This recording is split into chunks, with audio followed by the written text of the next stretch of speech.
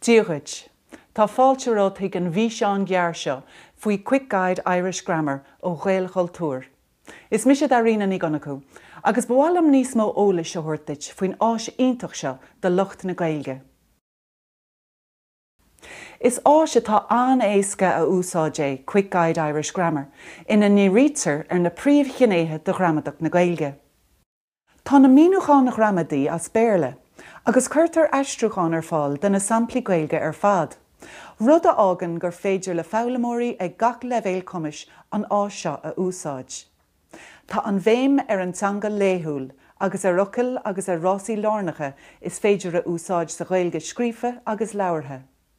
Tá QuickGuide Irish Grammar i rúnach do bhicléin tríú leibhéal, scoláirí meánscoile, múnseoirí agus foghlaimeoirí fásta na Gaeilge. Déon duine in áiríre a labhraíonn agus a scríobhann an teanga ar bhann rialta. Tá na míúcháin atá sa tróir seo an-soléir sa hiice agus dírithe ar dhaoine nach sanolaithe gramadaí iad. Cuireann an deara nuálach agus an scéim dahanana ar chumas an úsáideora ólas a amsú go tapaí agus gan dua. Aber go bhfuil aiste nó rifost nó tuarascáil á scríomh agat, agus nach bhfuil tú cinnte cé acu 3 bhliain nó 3 bliana an leagan ceart. Chun teacht ar an ólas sin sa QuickGuide, ní le déine agat ach fécinnt san inéacs ar an glúdach cúil. Deirtar an seo go bhfuil ólas margheall ar an bhocail bliain le fáil ar leathanach a ní. Mar sin má héann tú hiag an leathanach sin, amseoidh tú an tólas atá weit láithreach. An freagra, gan áras, ná 3 bliana. Tá dat difriúil ar gach ranóg sa QuickGuide, ag brathe ar cén chinéad an ghramadach a bhfuiltar a díriú orthaí. Tá an ranóg margheall ar an tuistil gineideach glas mar hampla. Agus an ceann margheall ar na bríomhre bandearag.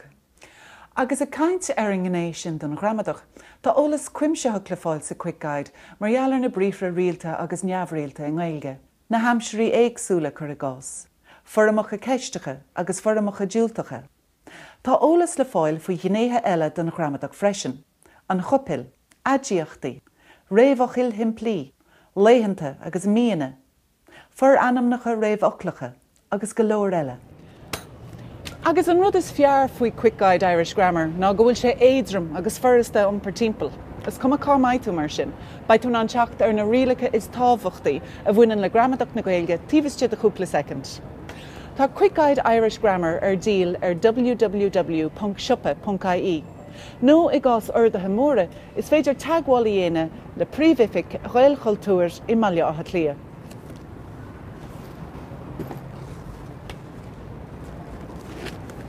Ó, agus rud amháin eile, tá cuasa idirghníomhach atá bunaithe ar QuickGuide Irish Grammar ar fáil ar thaobh riamh elam a Gaelchultúr www.rangana.com. Tá na ceachtainna sa chóirsa seo ar rangana.com idirghníomhach.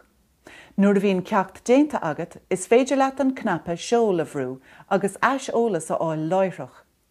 Cuirtear an úlduit cad iad na freagraí a bhí ceart agat agus cad iad na freagraí a bhí mí ceart agat. Tugtar scóirduit agus cuirtear na freagraí cearta ar fáil. Gur amach agat as féchant ar an bhí seán seo faoi QuickGuide Irish Grammar. Slán go fóill.